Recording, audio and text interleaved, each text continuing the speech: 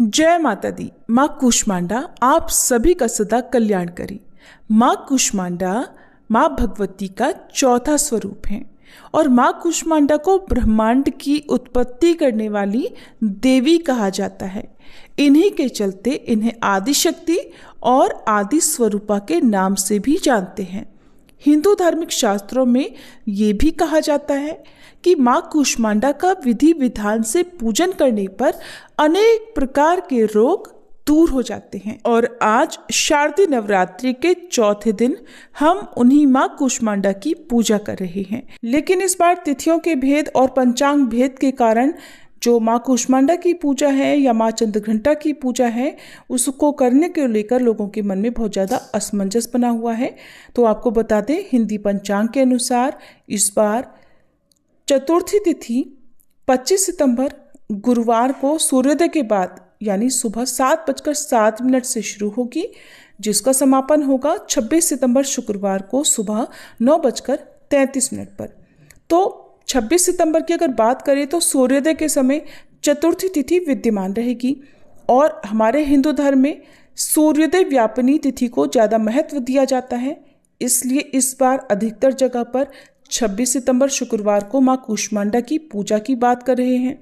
जो लोग पंचांग को नहीं मानना चाहते हैं, केवल तिथियों को देखना चाहते हैं या क्रम को देखना चाहते हैं, बीच में एक भी दिन खाली नहीं छोड़ना चाहते, वो 25 सितंबर गुरुवार के दिन भी माँ कूष्मांडा की पूजा कर सकते हैं।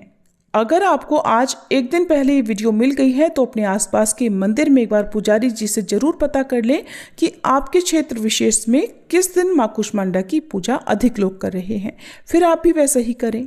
अक्सर लोग जिस दिन तिथि लग जाती है या फिर जिस दिन जिस क्रम से पूजा की जाती है उसी क्रम में पूजा करना चाहते हैं, चाहे वो एकादशी का व्रत हो या फिर नवरात्रि का।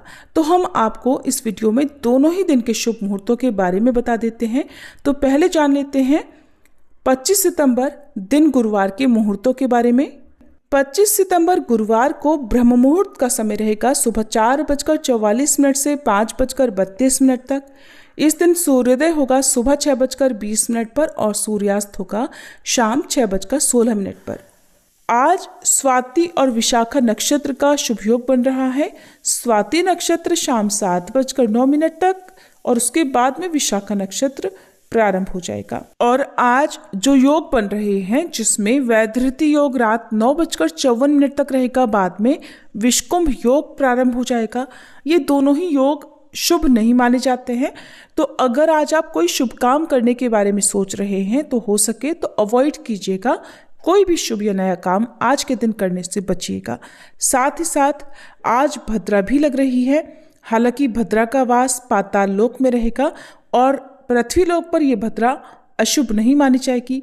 भद्रा आज रात 8:18 से शुरू होगी और भद्रा काल की समाप्ति अगले दिन सुबह 6:11 पर होगी। इसके अलावा राहु काल दोपहर 1:30 बजे से 3 बजे तक रहेगा। आज आप माँ कूष्मांडा की पूजा, जो कि प्रातःकाल पूजा मुहूर्त रहेगा, सुबह 4:36 से लेकर 6:11 के बीच में कर सकते हैं। इसके अलावा शाम की पूजा आप शाम 6:14 से 7:26 के बीच में कर सकते हैं। आगे इस वीडियो में आपको ये भी बताएंगे कि यूपी में एक जगह ऐसी भी है जहां पर माँ कूष्मांडा देवी पिंडी के रूप में विराजित हैं और जहां पर जाकर दर्शन करने से ऐसी मान्यता है, भक्तों का ऐसा विश्वास है कि अगर वहां पर जाया जाए तो नेत्र संबंधी जो भी रोग दोष होते हैं वो बहुत जल्दी ठीक हो जाते हैं। माँ कूष्मांडा का प्रेरंग पीला है और आज के दिन माँ कूष्मांडा को विशेष रूप से पेठे का भोग लगाया जाता है। साबुत पेठे की बलि दी जाती है, यानी कि आसपास के मंदिर में आप जो सफ़ेद वाला साबुत पेठा होता है वो अर्पित कर सकते हैं या वो किसी निर्धन व्यक्ति को दान में दे सकते हैं। इसके अलावा पेठे की मिठाई का भोग भी आज के दिन माँ को लगाया जाता है। पीले रंग की सामग्री का आज के दिन ज़्यादा से ज़्यादा प्रयोग करना चाहिए, हो सके तो दान भी करना चाहिए। आज के दिन आप माँ कूष्मांडा को केले का फल या फिर बेसन की मिठाई जो घर पर बनी हुई हो अर्पण कर सकते हैं। इसके अलावा मालपुए का भोग भी माँ को अत्यंत प्रिय है। भोग आप चाहें कुछ भी लगाएं, साथ में पान का बीड़ा माँ को जरूर अर्पित करें। प्रत्येक दिन माँ को पान, सुपारी, लौंग, इलायची और बताशे का भोग लगाना ना भूलें। माँ के विशेष पूजन मंत्र हैं ओम देवी कूष्मांडाय नमः। प्रार्थना मंत्र सुरा संपूर्ण कलशम रुधिराप्लुतमेव च दधानाम हस्त पद्माभ्याम कूष्मांडा शुभदास्तु मे, कूष्मांडा शुभदास्तु मे। स्तुति मंत्र या देवी सर्वभूतेषु माँ कूष्मांडा रूपेण संस्थिता नमस्तस्यै नमस्तस्यै नमस्तस्यै नमो नमः। माँ कूष्मांडा 8 भुजाओं वाली दिव्य शक्ति धारिणी माँ परमेश्वरी का रूप है।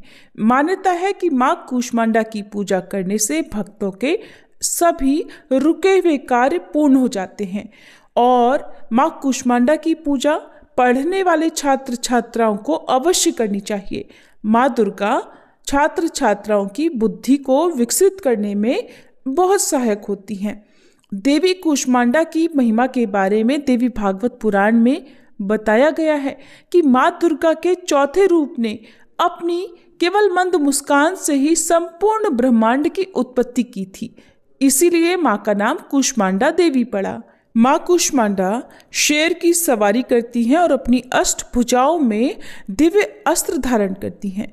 माँ कूष्मांडा ने अपनी अष्टभुजाओं में कमंडल, कलश, कमल, सुदर्शन चक्र धारण किया हुआ है। माँ का यह रूप हमें जीवन शक्ति प्रदान करने वाला माना गया है और सूरज की तपिश को सहने की एकमात्र शक्ति माँ कूष्मांडा में ही मानी जाती है। बाकी अन्य नवरात्रि व्रतों की तरह ही आज भी आपको माँ कूष्मांडा की पूजा करनी चाहिए और धूप दीप जलाकर माँ कूष्मांडा के विशेष मंत्रों का जाप करें जो कि इस वीडियो में आपको बताया गया है। फिर श्री दुर्गा सप्तशती के चौथे दिन पढ़े जाने वाले अध्यायों को पढ़ना चाहिए और आज अध्याय 5, 6, 7 और 8 पढ़े जाते हैं। फिर माँ कूष्मांडा की कथा पढ़ें या सुने और सबसे अंत में श्री दुर्गा चालीसा का पाठ करें और कपूर जलाकर आरती करें। फिर माँ को भोग लगाएं और अग्यारी करके अग्नि देवता को भोग अर्पित करें, क्योंकि माँ कूष्मांडा का संबंध सूर्य देवता से भी है और इसलिए माँ कूष्मांडा की पूजा के साथ साथ आज सुबह जल्दी उठकर सूर्य देवता को तांबे के लोटे में जल भरकर उसमें लाल चंदन डालकर या लाल पुष्प डालकर सूर्य देवता को अर्घ दें और सूर्य गायत्री मंत्र का जाप करें या गायत्री मंत्र का जाप आप करें। इस दिन निर्धनों को दान की सामग्री दान में दें और पूरा दिन यदि उपवास रख रहे हैं तो उपवास रखें। शाम के समय एक बार फिर से पूजा करें और आरती करें, भोग लगाएं, सात्विक व्यंजनों का फलाहार का भोग लगाएं और अगर भोजन करते हैं इस दौरान अन्न का सेवन करते हैं तो केवल सात्विक भोजन ही होना चाहिए। उसका भोग पहले माता रानी को अर्पण करें, एक हिस्सा गौ माता के लिए निकालें और फिर स्वयं प्रसाद रूप में ग्रहण करें। यूपी के कानपुर जिले में घाटमपुर कस्बे में स्थित माँ कूष्मांडा देवी की पिंडी है और वहाँ पर पिंडी से रिसने वाले जल से ऐसा माना जाता है, ऐसा भक्तों का विश्वास है कि नेत्र संबंधी सारे विकार, सारे रोग दूर हो जाते हैं और इसी के चलते यहाँ पर नवरात्रि के चौथे दिन माँ के दर्शन करने वाले भक्तों की अच्छी खासी भीड़ होती है। ये थी आज की वीडियो। उम्मीद है जानकारी आपको पसंद आई होगी।